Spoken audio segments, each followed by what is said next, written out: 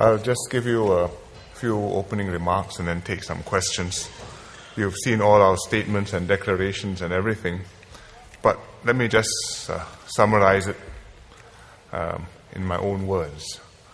We've had candid and fruitful discussions over the last 2 days. Apec has met at a critical juncture, and the leaders were united in our priorities to support the economic recovery, to pave the way for strong, stable, and sustainable growth in the region. You've seen the deliberations and the decisions. Let me briefly go through the key points. Yesterday, we talked about connecting the region. First, we agreed to continue to promote free trade and open markets, to build on progress in fulfilling the Bogor goals and do more in areas like services, government procurement, trade facilitation, and intellectual property rights. Secondly, we heard various proposals to advance the vision of a free trade area of the Asia-Pacific.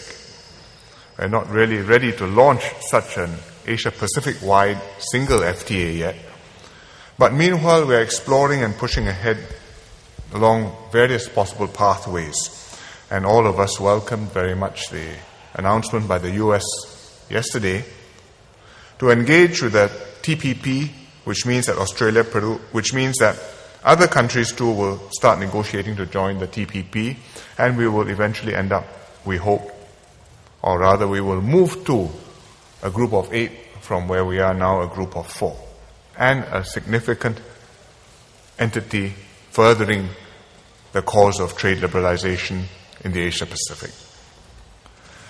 Thirdly, we identified new issues to focus on, like regulatory reform, like improving connectivity through better transport and logistics linkages. And there was also strong consensus to approach economic integration comprehensively, combining trade liberalization at the border, improving the business environment behind the border, and enhancing supply chain connectivity across the border. This morning we had another good discussion on the topic of sustaining growth. First, we agreed to reorientate our growth strategies to address the post-crisis landscape, to account for realities like climate change, globalization, and macroeconomic imbalances. Our statement expresses our determination to implement a long-term growth strategy that supports balanced growth within and across economies, that achieves greater inclusiveness and is more environmentally sustainable. Secondly, we agreed that APEC should play a more active role.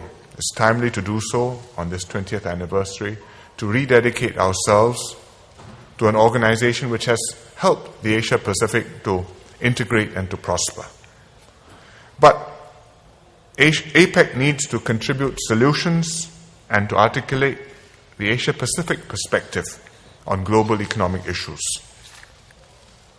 Finally, we also agreed to align the APEC and G20 growth agendas more closely to support and build on each other's strengths and initiatives. And the leaders of Canada and South Korea, who are hosting the next 2 G20 summits in 2010, briefed us on their plans and their thinking. Singapore is very honored to have hosted APEC in its 20th year. We are happy with the outcomes. I would like to thank everyone who has worked on this project, and there must be thousands, if not tens of thousands, of civil servants, officials, volunteers, Singaporeans, people who danced and performed last night, people who went out of their way to make the visitors happy in Singapore and to make the meeting a success. We have been good hosts to our APEC friends, and we wish APEC well in the next phase ahead. So thank you, and I'll take some questions.